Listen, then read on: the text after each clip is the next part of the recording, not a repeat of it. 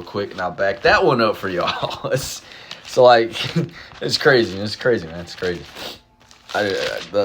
Matthew and Hebrews was not in my notes, by the way, y'all.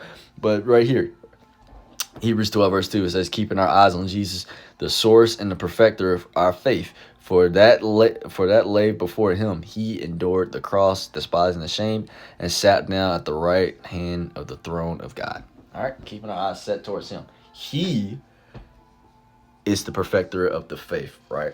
And through the perfecter of our faith, he provided a spirit for us, and we go by that spirit to help us in that prayer life, right? So, now we go to point 3, which is trusting God. You got to trust in God's timing, by the way. And what I said here is sometimes we may ask for prayer and it doesn't happen, and it doesn't necessarily happen, right? So I said it's huge that's huge in our prayer life, right? So we're praying for certain stuff, and you're wondering why it doesn't happen is because you don't have the wrong motives, right? The right motives, right? Back to point 1, right? We're praying for the wrong stuff. So maybe that prayer might not happen, or it's a good prayer that you had, and you just got to be patient, right? You got to be patient on the prayer. The prayer might not happen overnight, right? Like for me, a prayer that happened like an instinct was like me being able to feed into my sister's past weekend at the vacation trip, right? I pray for that, right? When it's a state of like, oh, vacation, you shouldn't even be worrying about God and stuff like that. But here I was still making videos and still asking for prayers to feed into my family, right?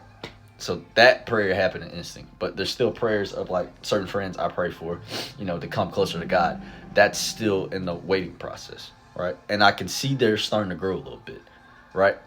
Things like that, right? So, and then also we got to lean on not our own understanding, but his understanding, right? Proverbs 3, verse 5 and 6, right? Throughout that process, and then we got to have our thoughts set towards him, right? Not our own thoughts.